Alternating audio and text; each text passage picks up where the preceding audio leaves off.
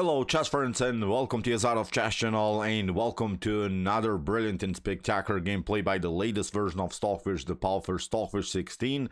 Today we see the fish battling it out against another top engine, Obsidian, in a crazy classical variation of the French defense. And this game, I guarantee you, is again sort of a immortal category, because here we witness really beautiful piece sacrifices, an amazing queen sacrifice again by the fish. But what's the most instructive part, I think, of the game here that you see is that Stockfish found, I think, again, a certain point, a certain square where the French defense could crack. And I think for those who have problems maybe to beat somehow the French defense, this is a perfect example how to attack the French with really crazy tactics all over the board. So let's dive now into the game with the white pieces. The fish open with the move e4. We have e6 by Obsidian, the French defense, d4, d5, knight to c3, knight to f6, bishop to g5. After bishop to e7, e5, we have reached now the classical variation, knight to d7, bishop takes. Now after queen to e7, we have now this Steinitz variation with the move f4. This solid setup, of course, here in the center of the board, f4, e5,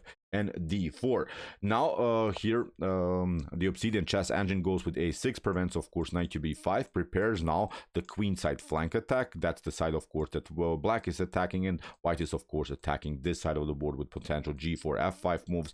We have to mention it also, white has always a slightly better piece activity with the light square bishop, because usually in this French defense here the light square bishop is, of course, not the optimal piece by black, but it's pretty equal. I think it's a pretty solid also here setup for black. Nothing lost so far. It's, as I said, very beautiful position now for both sides. Queen to g4. The fish exposes here at least some kind of a weakness. At least now the g7 square is a little bit weak, but now Stockfish plays a very interesting move, queen to e2.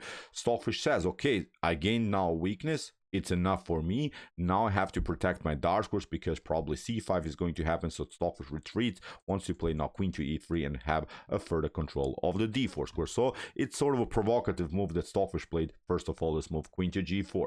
We have c5, and we have d takes c5, which becomes now even a theoretical novelty. So maybe you can also apply this method by Stockfish. After d takes c5, here we have knight to c5, and now knight to f3. We have b5, queen to e3, controlling further the d4 square, knight to c6, and now Stockfish, you see, is again controlling the d4 square with also this other knight. Is not rushing to do anything so far with f5 and g4, is first of all protecting the center of the board. Very instructive so far by Stockfish. We have b4, knight to d4, knight takes d4, bishop to d7, and now again, I would say a tiny little provocative move here by the Stockfish, bishop to d3, placing the bishop, of course, on this very active diagonal, preparing g4, f5.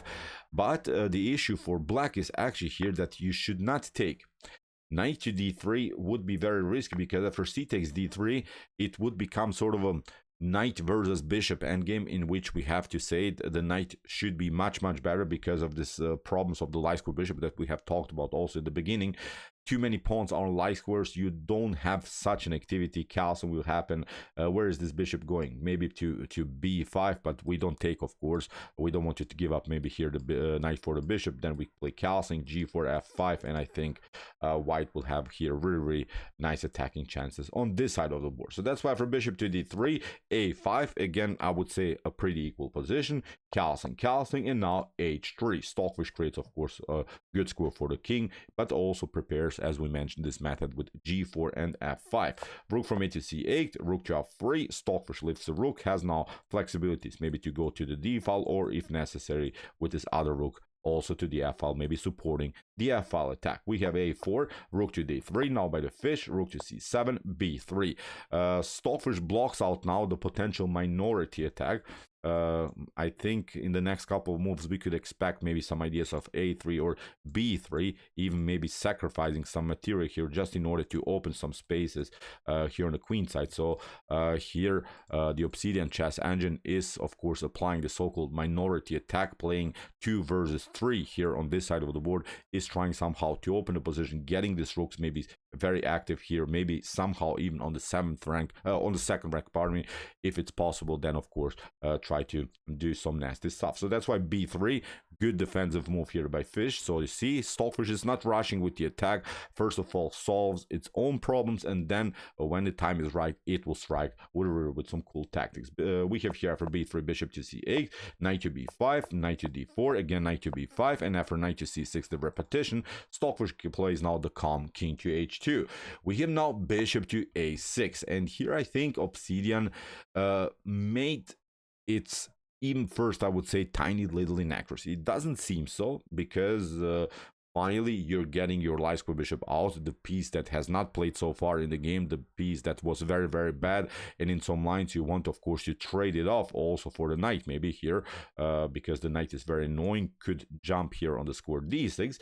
A better choice maybe was again to somehow play here on this side of the board, but the most important thing to say is that you should stay connected to the f5 square, because the f5 square, and that's the square that I mentioned in the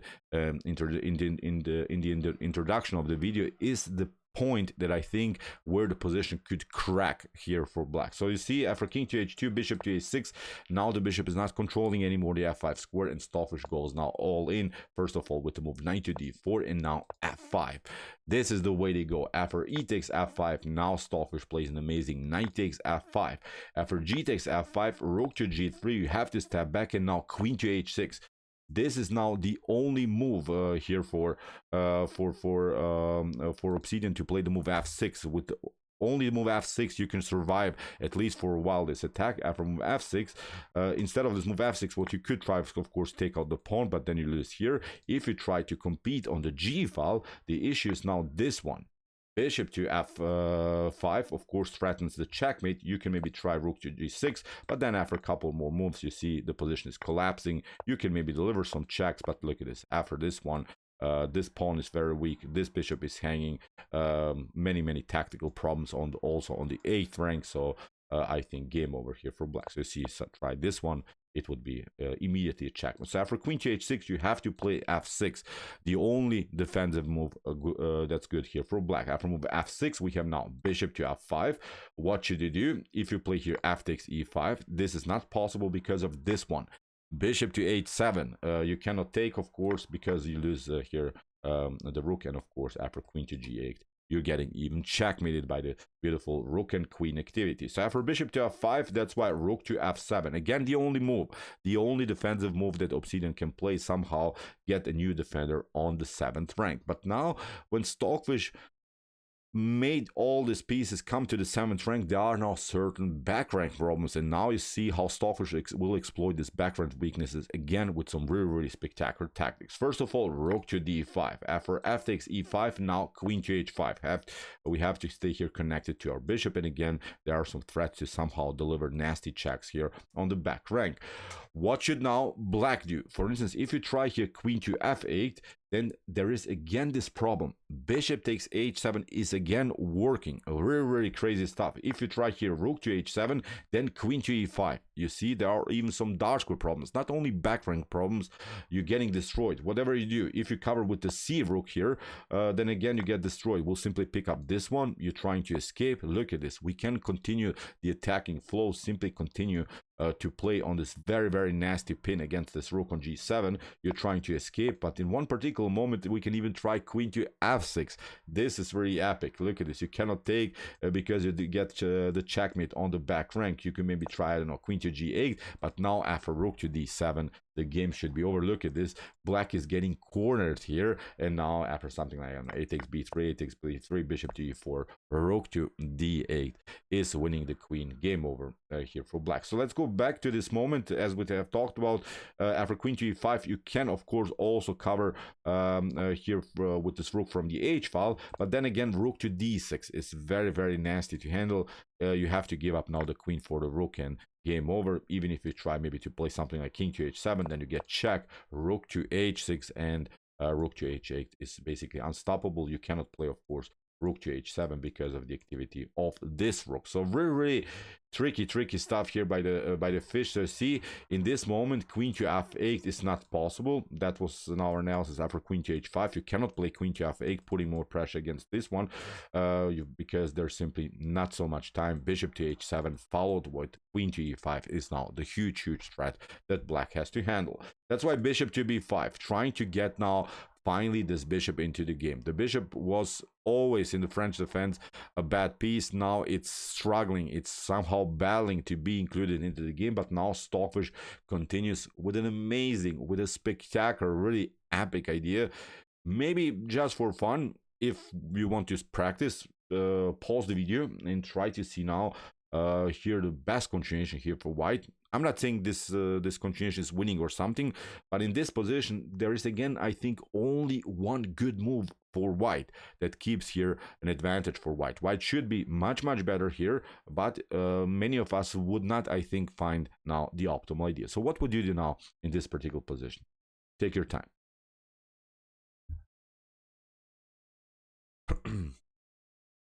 Okay, here Stockfish found a beautiful bishop to d3, offering even a trade of pieces. This was very huge surprise element for me when I analyzed the game at home. I couldn't even imagine what's the idea about this move bishop to d3. But the issue is, if you play now knight to d3, then there is this problem. Rook takes b5, and now if you try to step back with your knight, maybe to f4, again the back rank problems that we have talked about. You can just cover, but now queen to e5 deflects now the queen from the defense of the rook, and you're getting checkmate with a beautiful heavy artillery with this beautiful rook activity. Really crazy stuff. So instead of knight to d3, you could of course also try bishop to d3, but it doesn't get better because look at this. Again, queen to e5 is working. Look at this.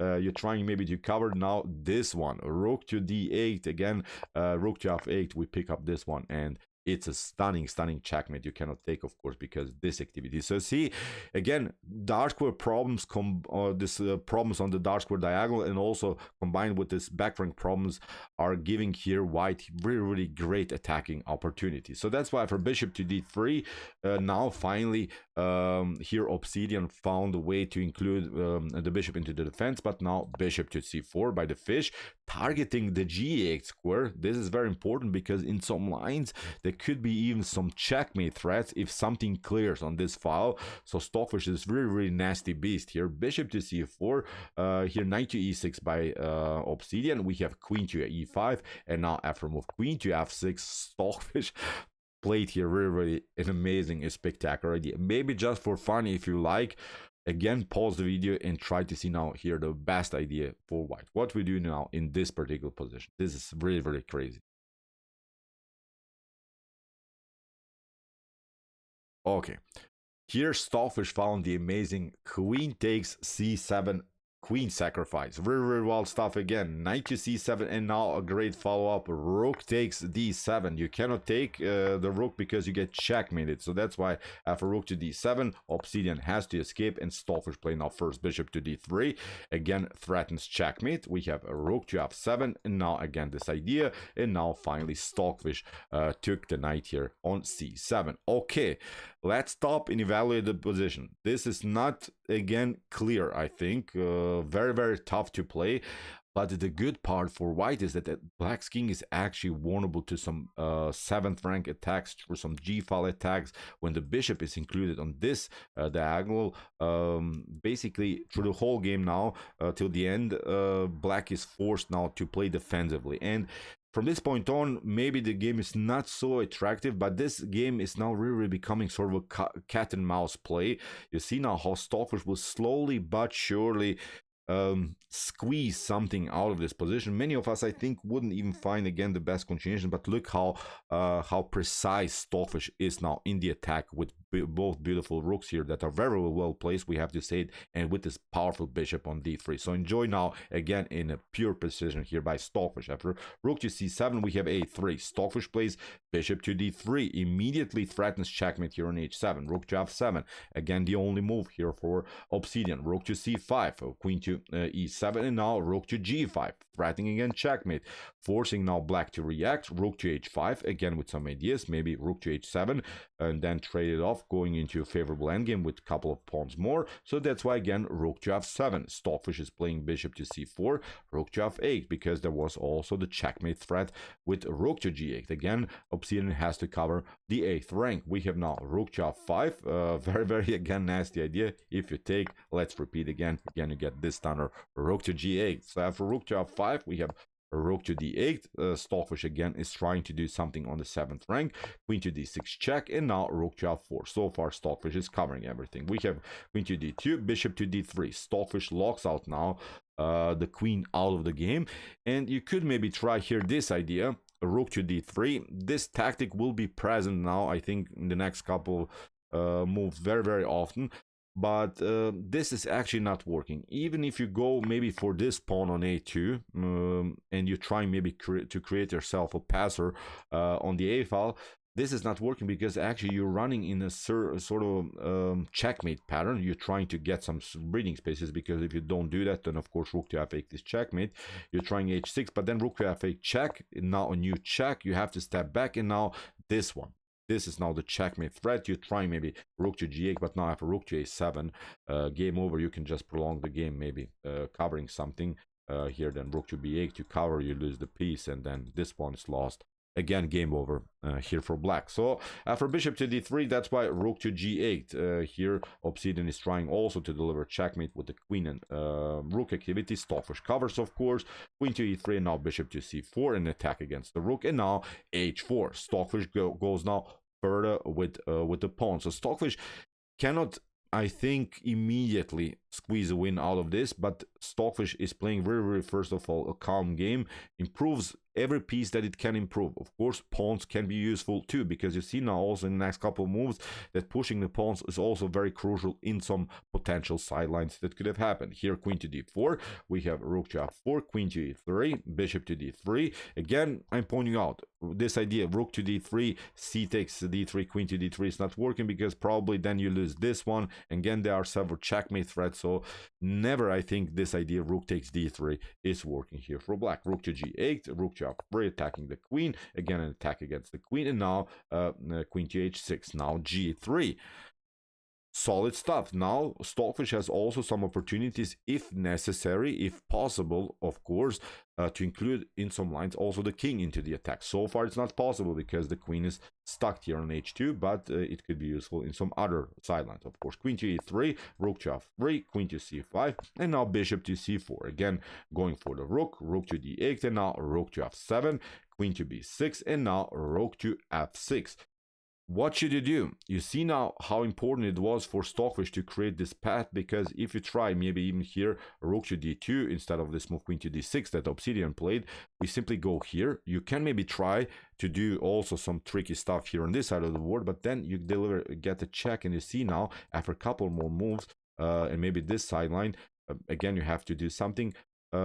Then the king actually can be included into the game, and you see now suddenly the king becomes an attacking piece. Look at this, you can deliver a check, but now after king to g5, no good checks are possible. You're trying maybe to trade off this one, but now you're running even into a checkmate sequence with both of these rooks, and the king is controlling, of course, this square, the h6 square, but also the g6 square. Very wild stuff. So after rook to f6, that's why a queen to d4, not some checks here with the rook on d2. So you see, Obsidian has to always stay with the rook on the 8th rank. After rook to d4, bishop to d3, again the checkmate threat, rook to d7, rook to f4, attacking the queen, attacking again the queen, and now a new check, again attack against the queen, and now a new check. But you see now these rooks are in a different situation now. The rooks are, because Stockfish pushed the pawn on g3, pushed also the pawn on h4, they are basically supported by both of these pawns. They are fixed. So Stockfish has now here also solid structure, can maybe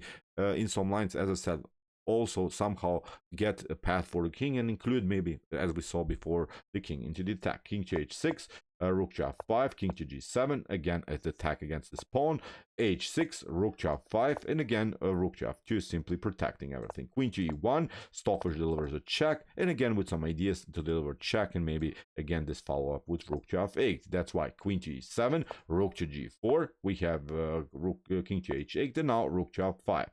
Queen to d8, and now after rook to g6, now finally Stockfish found a way how to go for weakness here. Now finally Obsidian played this idea that we have talked about that should not be good. Actually here rook to d6 would have been much better, but again I would say completely winning position, because of h5 you can maybe try rook takes g6, h takes g6, and suddenly white has created even a passer. You can maybe try something like this. The rook is coming, the king will be improved, you're drawing a check. Look at this one is moving. Then we try g7, bishop to c4, and then the good part even in this line is that actually the potential promotion comes on a light square, and we have a light square bishop that can support this promotion. So even in this line, black is simply lost. But as I said, rook takes d3 is not working as we saw, because you're running always into these patterns.